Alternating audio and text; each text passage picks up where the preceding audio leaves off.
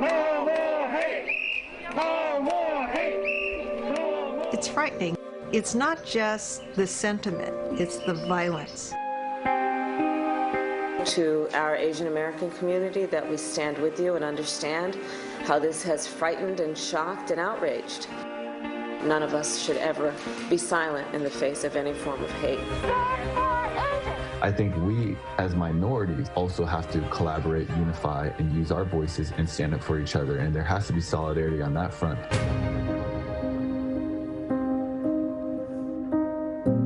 Tonight, we stand in solidarity with the Asian and Asian American community.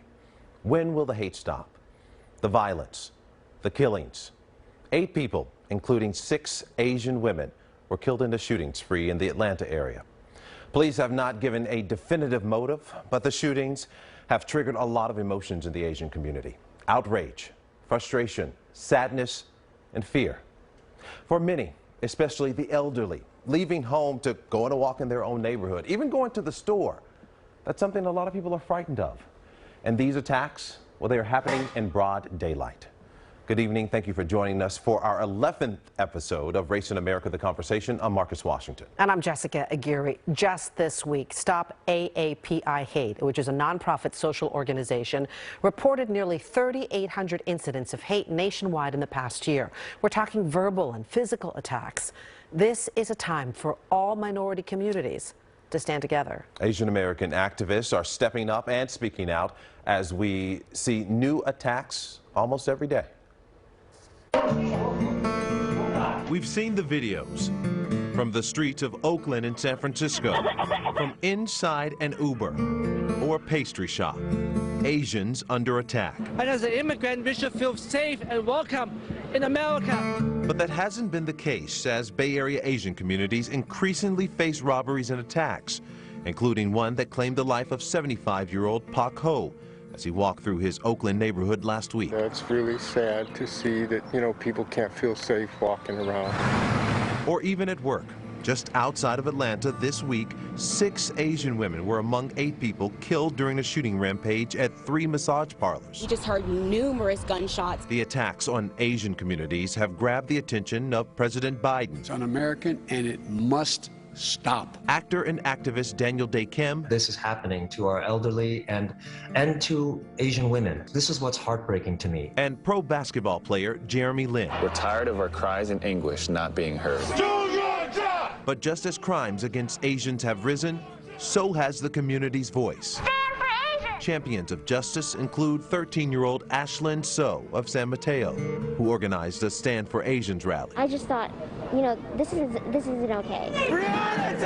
In our long march for justice, we marked 1 year since the death of Breonna Taylor by police in Louisville, Kentucky. She was 26 years old. And we watched as former Minneapolis police officer Derek Chauvin went on trial for the death of George Floyd. It's never okay to hurt somebody like that. We learned that the plague of racism reverberates in the streets and even palaces. We know because we have seen the videos.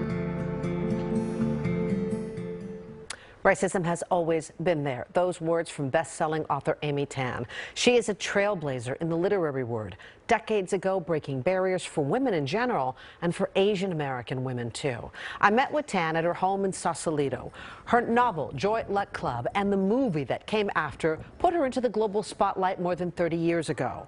We sat down to talk about the model minority myth, the backlash that she has faced within her own Chinese culture, and her new documentary, Amy Tan, Unintended Memoir. I am not the subject matter of mothers and daughters or Chinese culture. I am a writer compelled by a subconscious neediness to know. What made you decide to do that movie? I mean, knowing how exposed and how raw you would be. I found that it was wonderfully reflective, but also a wonderful way to say something about my mother that I don't think people would quite understand from having read the books. There was a dark side, the one that I grew up with, the one that really made me a writer, the one that had me living in the balance a lot with my emotions. This was about how you endure in childhood when you're not understood and you don't understand what's happening to you. When there's trauma that it's not normal, but you don't know what's normal. Years these women feasted, forgot past wrongs, laughed, played, lost and won, and told the impact that you have had on the Asian American community, especially the artistic community, to really be able to open those doors. You know, Joy Luck Club, the first all Asian cast, and you know, and because of that, you know, we have Crazy Rich Asians, and you know, now Minari and all this.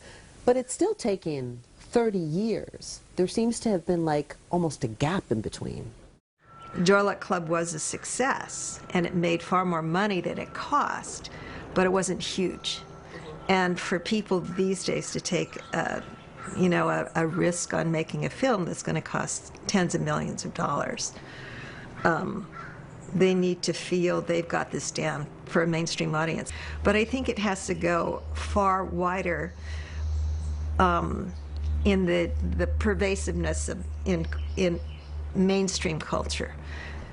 It's the reason why I think fiction is so important in our culture, especially when we see the divisions, the racial divisions that have occurred, especially in the last 4 years. Now recently, we have seen this allyship, you know, of people saying we need to bring all cultures in, you know. The Asian community has very much been a part of that. And then now we also see this almost turnaround where people are very much attacking the Asian community. Do you see a thread there? I think the racism has always been there. Since, you know, Chinese people, for example, have first come to this country. World War II, the Japanese were interred as a result of that, you know, blind hatred toward a race. It has nothing to do with whether they're Americans. People who hated the Japanese during the time when the auto industry was having difficulties. So of course you get something like COVID coming along, and people are frustrated, their lives have shut down, and they need to blame something. They say, I don't deserve this. Who did this to me? And so that has increased the anti-Asian sentiment that is out there now. And it's frightening because it's not just the sentiment, it's the violence that is happening. I have to believe that the people who have these sentiments are those who have not had extensive contact with anyone who's very different from them racially. And one of the things that now that we're exploring is, you know, there are some Asian Americans that feel that they are designated the model minority. Yeah, let's get rid of the model minority myth. It is a myth. It's funny, you know, when you think about sports, for example, everybody gets so excited when there's one Asian guy on the basketball team, or just the interviewed baseball Jeremy team. Lin. Exactly, you know, and the basketball team. It's like, we got our one Asian, you know, we've got our sports guy now. We don't have it in the numbers. and then those guys get put on the pedestal. You have to be our model Asian American guy now. And it's hard when you have so few. And then you get it turned back on you saying, you don't represent us. You know, you're the one guy. And so it flips back and forth. It's not simply that, you know, this model minority myth affects us in a negative way. We don't get seen as a whole and diverse group among ourselves. The same thing has happened to me ever since I was published. I've had detractors in the Asian American community, primarily men, who have, you know, reviled me quite publicly and And I get it. I understand why. They're frustrated. They don't see their stories in my story. I wasn't trying to set out to write the story of all Asian Americans. It was a story's based on a very quirky family. When you start setting up people as the models, people within your own community start attacking, you know, and that's unfortunate. I am Asian American. I'm Chinese by race. I'm Chinese American by my upbringing. And I said, but that's not the only thing I am. I'm a woman. And you could go in a completely different direction and just focus on my being a woman, or an older person, or whatever, or a writer, whether it's you know, Hispanic communities or Black communities, Asian communities. Look at how we factionalize ourselves. Look at how we attack each other. How do we have solidarity? It's not to say we say nothing critical within our community, but how do we do it without turning hate on our community? And that is, I think, a really tricky question. It was just a fascinating conversation because she has such a global, overreaching view, you know, of the situation. And you know, what she talked about a lot was that is true. We're not just our race. Right. That's part of the problem. There's so much more. Is when you identify solely as a race, that's when we can be divided by people, right? Yeah, if we were just to be identified as Marcus, you're a man, Jessica, I'm a woman, and we don't always have to be Black and Hispanic, you know, or Asian like Amy, then we have much more common ground. Those things seem to separate us, and she really talked a lot about that. And what I have seen a lot with many of the oppressed people, that we have a lot of similarities. Like she said, you know, when you have that one, right, and then they are looked at as the model, but then that's you a have heavy people burden. chipping away, like, you don't represent us all. It happens in all of our races, and it's so interesting to hear that from different perspectives, and it shows how much we really have in common. And I think this is a time, like I was talking to a friend earlier today, that, you know, a lot of times when we're looking at what's happening within the Asian community right now, at least the spotlight on it right now, is that any difference you may have or had in the past, this is not the time for that. This is the time to come together, put all that aside, but we have to stand with the Asian community right now to let them know that they are not alone, and that none of us will stand for what's going on right now. Yeah, and one of the things she talked about too is the fact that a lot of the people in the Asian community were upset that she had portrayed her family and kind of opened the door to those characters. So it was really interesting. Now, obviously, one of the things she says she is a writer, and she is a writer. And Tan is actually teaching a master class on fiction writing. Her documentary, Amy Tan, Unintended Memoir, premieres nationwide on May 3rd on PBS. Here's the good part. We're going to be sharing more on the documentary in a couple of weeks because there's so much to talk about her and her complicated relationship with her mother. We're going to dive into these very emotional stories that really have punctuated in fiction a lot of her novels. I can't wait. No, it's going to be good. Well, racism in professional sports up next.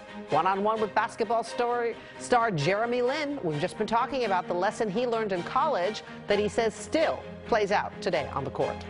We're tired of keeping our heads down or not making any trouble when our elders are being assaulted, stabbed, and killed. Wouldn't you be? Basketball star Jeremy Lin, he actually posted this video on social media with the caption, "We are tired of our pain being overlooked." The Palo Alto native just wrapping up the season with the Santa Cruz Warriors, and last month he said that another player called him coronavirus. This was during a game. Well, Lin joined our Raj Mathai and Monty Poole with NBC Sports Bay Area for this conversation. The first reaction is like, who is this guy? He deserves to be caught, and all this, like, why would you ever do this? And like, this man did nothing to you, and all those types of feelings. And then after a while, I feel bad. I feel bad for somebody who harbors hate for somebody else who they've never met just based on skin color. It goes from anger to just like heartbreak, almost like a sadness, but mixed with like a compassion of like, man, I almost feel for the people who are hurting the victims, because it's like, man, something is bothering you, or something has happened in your past that has allowed you to react in this certain way. That's a really compassionate response, Jeremy. You know, it could be your mom in Palo Alto walking down the street. It could be my dad who's in his 80s, you know, is an Indian guy walking down the street. That's what makes it so difficult. And Jeremy, let me ask you, and Monty, I want to ask you the same thing. Are you surprised that it's happening in the Bay Area? I am. You know, and And if you're talking about like one instance, maybe, you know, but multiple instances, and then just seeing the video just brings out another like level of it. To me, I can't say it's surprising. I mean, it's disappointing. You know, we in the Bay Area like to think of ourselves as being ultra liberal and ultra progressive, and it's not always true. I think there's more talk of that than actual action of that. One of the things that I'm encouraged by is, I don't know if you know him, Jeremy, but China Mac, the rapper, and Mr. Fab, the local rapper. China Mac is a rapper from New York. Mr. Fab is from Oakland. They have collaborated on sort of a way to try and unify these things and get these two communities, the black community and the Asian community, together. And I wonder what you thought of that idea. In the long run, like, it can't only be Asians caring about Asian issues, or you know, African Americans caring about African American issues. I think as minorities, we want the majority to be able to understand what it's like to live a minority experience and to sympathize and change. I think we, as minorities, also have to collaborate, unify, and use our voices and stand up for each other. And there has to be solidarity on that front. To me, it would be hypocritical for me to say, like, I'm anti-racism if I only stand up for, you know, when it affects people who look like me. Jeremy, you've been on the receiving end of some anti-Asian hate, whether it's in high school or college and your professional career. How much has that impacted you? Can you share with maybe some of the younger people in the audience watching right now, maybe some kids, of how you dealt with it and how maybe they can look up to you in that sense? I mean, you know, for me, you know, the story I usually always go to is just, you know, I was playing in one of the biggest games of my college career, trying to win the Ivy League championship. And we were a second place team playing against the first place team. And, you know, it was a huge game. And in the first quarter, the other team, they calling me over and over again. And the refs heard it. My teammates heard it. Their teammates heard it.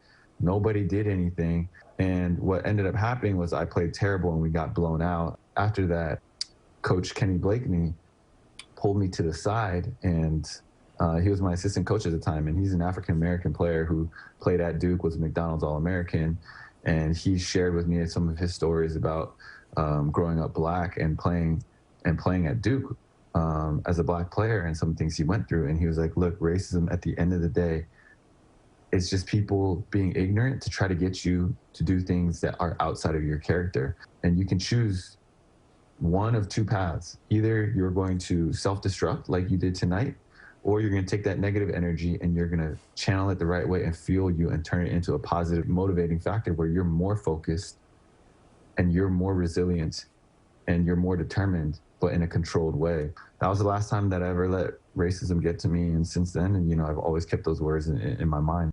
Hey, Jeremy, as we wrap this up, what do you want to be remembered as, whether it's a basketball player or a community leader? What do you want to be remembered as in terms of your career in the NBA?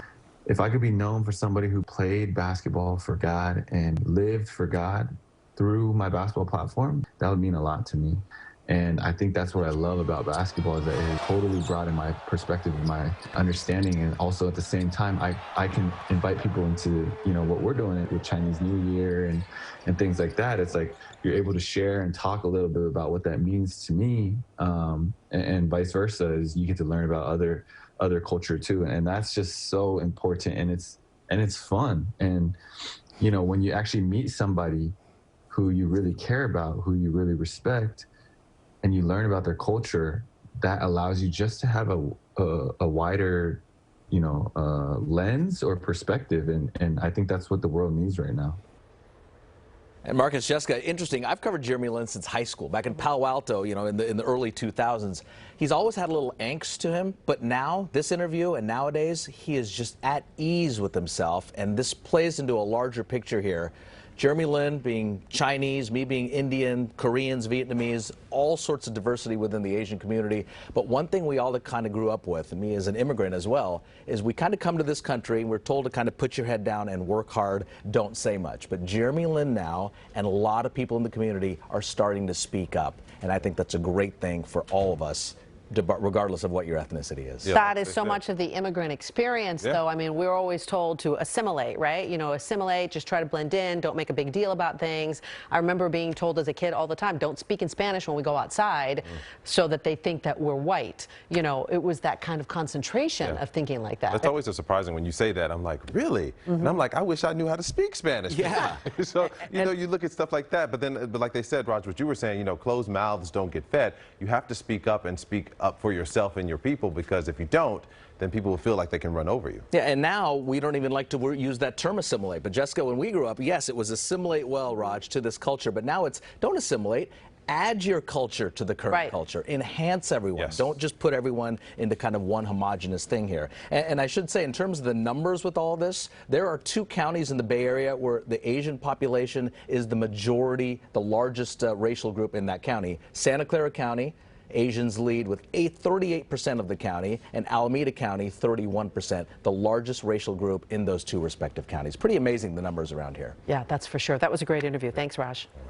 Well, you know what? She's anti-bias, anti-racist educator. Up next, I'm going to introduce you to Liz Kleinrock. She's going to explain how she teaches her students about race and why she says all communities of color need to work together. You know, some people will tell you it's never too early to start the conversation. Our next guest, talking with young children about race, brings more awareness about differences in minority communities in a way we look and how we are seen in society. Liz Kleinrock, she gave a TED Talk, and the topic, how to teach kids about taboo topics. Well, Kleinrock started teaching in 2009 when she lived in Oakland. She's taught anywhere from 1st to 6th grade. Kleinrock now lives in Washington, D.C. She describes herself as an anti-bias and anti-racist educator. When I think about anti-bias and anti-racism, it's very much rooted in action rather than just like an identifier. It's about actively trying to recognize what your biases are, or what racist beliefs you might have, or what types of white supremacist beliefs or practices you might be upholding, trying to identify them in order so you can also dismantle them. And with students, you know, sometimes the conversations can be uncomfortable because, you know, in order to fix the problem, you have to be aware of what the problem is. And so sometimes it means that we have to have really challenging discussions about things that we think we believe to be true about certain types of people or communities. And then how can we start engaging in the unlearning and relearning process? Do you think a lot of times parents or adults think that kids can't understand these conversations because most of the time they don't? Very much so. And a lot of the facilitation work I do, I run into a lot of educators who say things like, well, kids can't have this conversation or they're not ready. And usually when I hear them say those things, what I really hear is like, I'm not comfortable and I'm not ready. The word I want to throw out to you, imposterism. When you hear that word, what do you think? I feel like I have also experienced imposter syndrome in a number of different ways. I am Korean American, I'm East Asian American, I'm also adopted. So I was raised in a family that looks really different than me. So being around folks from the Asian community and worrying that I was going to do something to give myself away, like I needed to even overcompensate and even possibly like buy into different stereotypes geared towards Asian Americans. My family is also Jewish, so there was also an enormous amount of imposter syndrome I felt growing up in an Ashkenazi Jewish community where I was one of the only people of color and always feeling like I needed to even prove my Jewishness even more. What do you say to someone who says, you know, I don't want to cause trouble, I just want to fit in? What do you say to that person, particularly someone of Asian descent, who's finding it tough to deal with everything and the attention right now? I think I would always just start by asking them why. Like, I think that no matter who you are, like regardless of your race or any other social identifiers, everybody deserves to feel safe in their homes. They deserve to feel safe where they live, when they walk out on the street, when they go to the grocery store. A huge reason why oftentimes like folks of the Asian community haven't been speaking up is because there's also been an enormous amount of generational and ancestral trauma that our communities have experienced. And continuously, like when our narratives and experiences have been pushed to the margins, sometimes it's easier to just keep your head down and not say anything. You know, listening to you talk, I see or at least hear the similarities, I think, with the Black community. I think before the civil rights movement, it was always keep your head down, don't cause any trouble. And as I hear you saying that, it's just like, wow. Do you think people don't realize how much minority communities have in common, and we just don't even talk about it? I do. I think there's an enormous amount of ignorance between our communities, not just the Asian and Black community, but any group of marginalized folks. You know, ultimately, I think we want the same things. And, you know, the idea that our liberation is tied up with one another, I truly believe to be accurate. That oftentimes when different groups of color are pitted against each other, white supremacy is the one who comes out winning in the end, because ultimately we are so much stronger when we work together. And now that the attention is on the attacks within the Asian community, the hate towards the Asian community, now that the attention is there, what do you want people to know? I want people to make space for us. And perhaps if you're in a community where you haven't considered Asian or Asian American voices or experiences, that this might be your wake-up call. So often marginalized groups of people too often end up getting defined by the worst things that other people have done to them. And the Asian American community is so much more than attacks on the elderly or, you know, COVID-related racism. You know, these are things that the Asian American community has been experiencing ever since, you know, Asian people came to what we know as the United States. But I do think that folks should be able to actually hold space for our joy and our power and our struggle and our resilience as well, because truly that's really what makes this community beautiful. Really interesting conversation, right? Like a different dynamic completely. All right, NBC Bay Area, Telemundo 48, and our parent company Comcast have partnered with the Bay Area-based Asian Pacific Fund. We're going to provide grants to organizations working to stop attacks against the Asian and Asian American community. If you want to donate, check out our website, NBCBayArea.com. And as Liz said, make space for us, for all of us. We'll see you back here next time. Bye-bye.